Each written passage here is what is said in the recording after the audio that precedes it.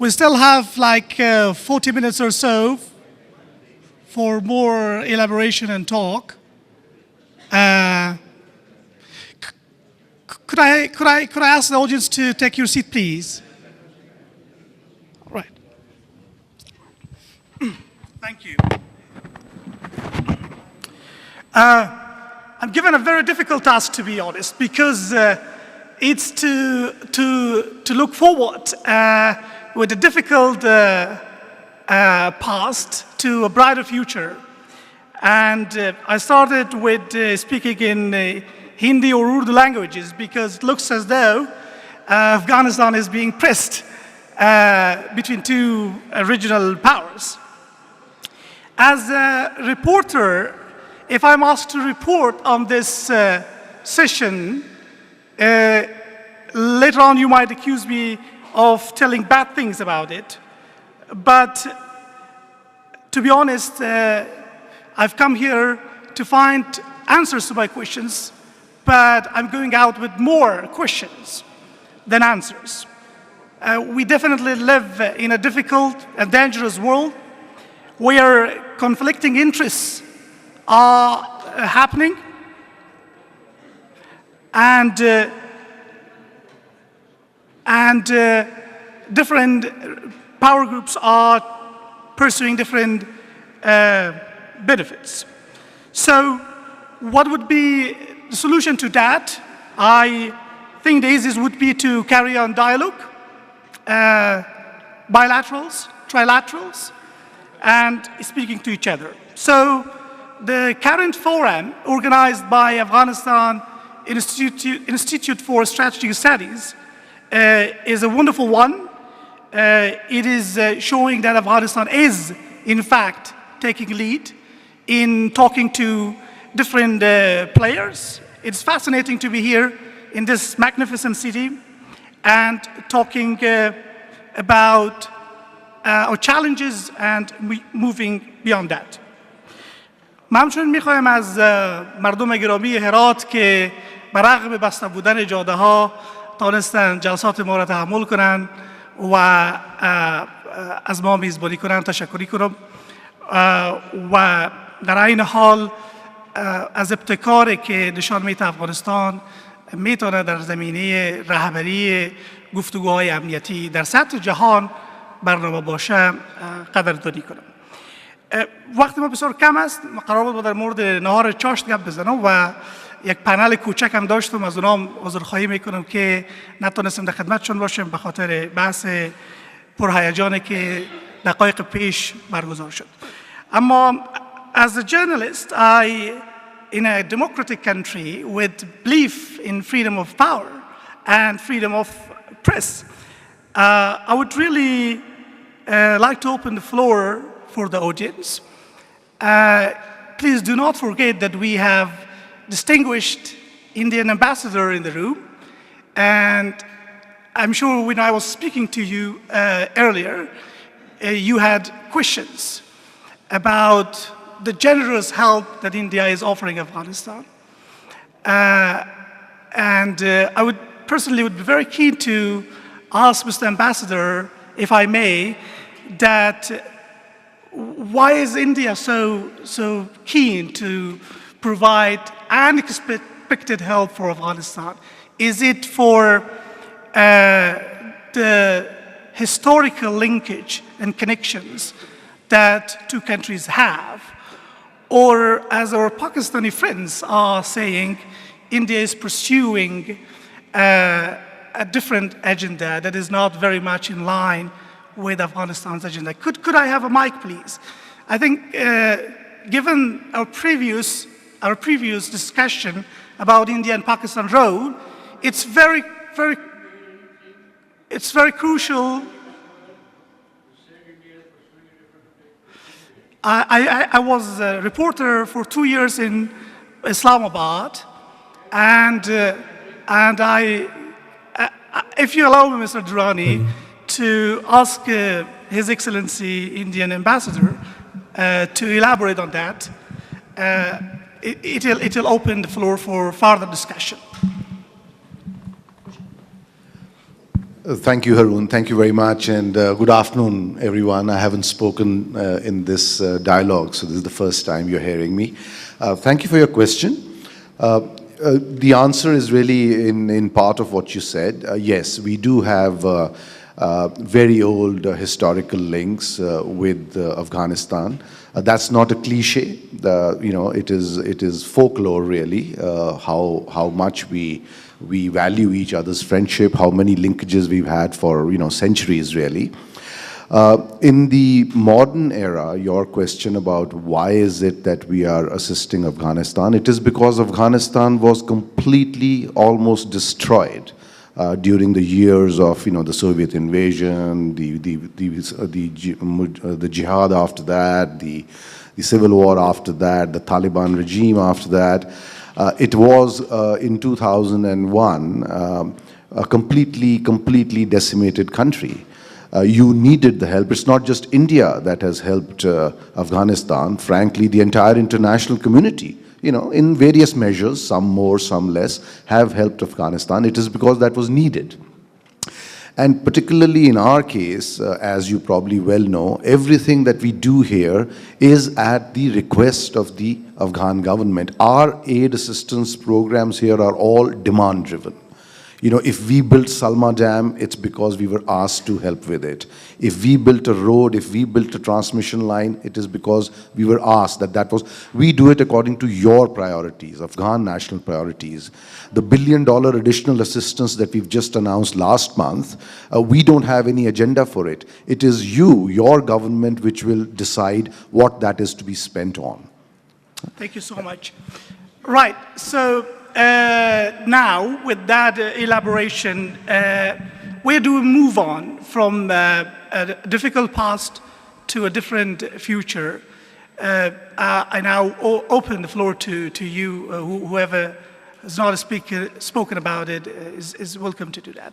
Mr. Ramin, who was my panelist, but unfortunately, due to a wonderful lunch, that was cancelled. Sure. Thank you very much. I wanted to highlight 3 specific points very quickly. Number one, when it comes to the way forward, number one, the political process. The political process that started post-2001 is extremely important for Afghanistan. And I think the continuity and legitimacy of that political process is very important. So we as Afghans, and to do our homework, I think it's crucial to make sure that that continuity is ensured while we maximize our efforts to address the challenges that we face, whether it's in governance, whether it's fighting corruption, or addressing the security challenges. Then number 2, it is the peace process, because this was discussed over the past 2 days. I want to make sure that there's a clarification on the position of the Afghan government. The Afghan government is absolutely committed to the peace process. But this, however, does not mean that this does not mean okay or approvement of the violence that is taking place. On the contrary, there are clear instructions from the leadership of the National Unity Government, particularly His Excellency the President, that the Afghan National and Defense Security Forces need to take the strongest and toughest measures against the security threats. But our commitment is for an open door for those who denounce violence and become part of the political process. And that political process that is Afghan-led and Afghan-owned, led to the agreement that we recently had with Hizb Islami Hikmatyar. But obviously, my colleagues, Mr. Sharifi mentioned about the level of threats yesterday. So he was talking about the threats and how we face the threats. So it did not mean that we have no commitment to the peace process. Number 3, I want to talk about the regional and international cooperation on Afghanistan, which is very, very important. One thing that I would say, because I want to make sure that I provide the opportunity for others to talk as well, is that we need to work together with countries in the region and beyond to ensure that the security military paradigm is shifted into an economic paradigm. And that's why I think the role of some of the big economic projects that we have proposed on the Regional Economic Cooperation Side event in Brussels, as well as the projects that are underway, are very, very important. And those include Chabahar, which Afghanistan has signed a trilateral agreement with both Afghanistan and with Iran and India, but also other regional projects that we have either in Central Asia and through China, the One Belt, One Road. So I think we need to make sure that these big economic projects, really change the dominant paradigm or approach that is too military and security focused. And I think the role of the international community, particularly the United States, will continue to be important. There was a lot of discussion about how would it affect the international order if there is going to be decline. I think that is why it brings us to the issue with which I want to conclude that we have common interests and common threats. And I think there is no win-lose or lose-win. There's either win-win or lose-lose. If you do not work together in this region to address the common challenges that we have, the common threats that we have, we are going to have a lose-lose and nobody will win. Thank you.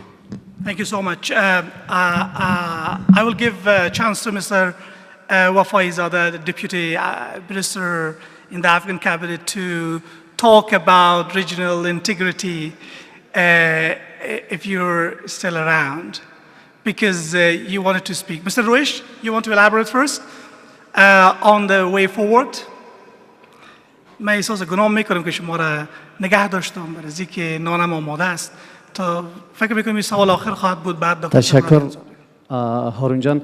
فکر میکنم که 2 روز بسیار خوبی را داشتیم در مقایسه با برنامه‌های دیگر را که ما در گفتگوهای امنیتی هرات داشتیم. نشان میده که چه مقدار از مسائل حالا فعلا به صراحت بیشتر در اینجا طرح میشه و یکی از خوبی‌های از این گفتگوهای است که اکثریت دوستایی که اینجا میان کسایی هستند که در جریان زمان با هم آشنا شدن و هر باره که میان ناگزیر هستند که با یک حرف جدیدتر بیان. فکر میکنم نتیجه که در 2 روز بحث که ما شما داشتیم در اینجا گرفته میشه است که ما یک گذشته داریم که به هر صورت الگوی خوب برای رفتار آینده ما شده نمیتونن، چی در روابط افغانستان و پاکستان هست، چی در سیاستگذاری های داخل خود پاکستان است، پاکستان و هند هست، یا در سطح منطقه ما داریم، یا مشکلات را که ما در خود افغانستان داریم. به نظر میرسه که تاکیدات را که فعلا ما بر صلح داریم، بر پایان بخشیدن تنش ها و جنگ، اینا دیگر حرفای بسیار رمانتیک نیستن که ما داریم بر همدیگر خود تحویل میتیم. یک ضرورت هست که اگر ما به اینون یک نکته اساسی توجه نکنیم، آینده خود به خاطر گذشته خود بیشتر قربانی خود کردیم. فکر میکنم این یکی از دریافت‌های بسیار خوب هست که ما در یک نقطه قرار گرفتیم که روی خود به طرف آینده بگیریم و از آینده برای گذشته مصرف نکنیم، گذشته خود را نهایتش چراغ راه بسازیم برای آنچه که در آینده پیش رو داریم. و به همین خاطر دوستانی که امروز با خصوص در پنل آخر صحبت کردن، ضرورت از این رقم یک نگاه را برای ما شما خیلی جدی میسازه، به خاطر که باید پرسان کنیم که where are we heading to. اگر همین رقم پیش بریم، چه پاکستان، چه افغانستان، چه در روابط منطقه‌ای خود، بالاخره ما با کجا میریم؟ چقدر هزینه را به جنگ، به تنش مصرف کنیم که نصف از این هزینه، 1% بسیار کمش میتونه برای بازسازی، برای ساختن آینده ما خیلی خیلی بیشتر مفید و موثر باشد. تشکر میکنم از دکتر صاحب مرادیان به خاطر از این ابتکار و تشکر میکنم از دوستایی که بسیار با صراحت در این جلسات صحبت میکنن و یک مقدار آدم امیدوار میسازه وقتی که مسائل صریح‌تر مطرح میشه، راه حل هایش هم آسان‌تر به دست میاد. I think with that thought-provoking question that what can we do to draw a brighter future for ourselves, we can prepare for the 6th round of talks, hopefully in one of the other cities of Afghanistan, hopefully in my hometown of Mazar-e-Sharif, Dr. Saib. I now invite you to say your final thought to conclude our 5th Herat Security Dialogue Conference. However, I have a question from our Russian friends over there. Can I take that one, Dr. Saib, and then come back to you? Yes, please. Can you give the mic to? Yeah, my name is Arman Spupos. I'm not a Russian. I'm not Russian, but I'm representing United Nations Regional Center for Preventive Diplomacy for Central Asia. And regarding way future, of course, as Preventive Diplomacy Center for Central Asia, we have to look at different possible developments and weaknesses and strengths. And definitely what we can see is that the role of regional organizations will increase in the future. I mean, this was admitted also by the UN Secretary General. So basically the UN policy is to increase the role of regional organizations due to many factors. I mean, cost saving, responsibility, accountability, cultural similarities, geographical proximities. There are a lot of advantages. Of course, I mean, it was already discussed in previous sessions that all these regional organizations, they have strengths and weaknesses. And I mean, generally there is a lot of things to do regarding interaction between these regional organizations and improving their complementarity. But overall, so this is what is happening already now. I mean, we are talking about increasing role of Shanghai Cooperation Organization, increasing role of other regional processes, and here we mentioned Istanbul process and other things. At the same time, I have to admit the general prevailing view is that at this stage there's probably no need for more international or regional organizations. So these are basically prevailing view, and I think it's important to improve the current capacity of regional organizations. And another thing is economic development. And here it was mentioned that in terms of long-term solution, so economic development is basically the key. So there is no other alternative. So Afghanistan needs to be embedded in regional economic development. And here again, despite the different negative trends which we can see and which were outlined during these 2 days, I can say that in terms of economic development, basically Afghanistan, there is more diversity. So there is more multi-vectoral economic engagement in Afghanistan. Let's say if, for example, 8 years ago, we were talking mainly about Afghanistan in its economic development with Iran, with Pakistan. So now, I mean, definitely Central Asia comes into the picture, and actually the 2 largest projects, regional projects, CASA 1000 and TAPI, are actually linked with Central Asia. So this is definitely a positive trend which we see. So I think we have to build on these positive trends and to develop future. So thank you. Thank you, sir. I apologize for the mistake that I did not know your nationality.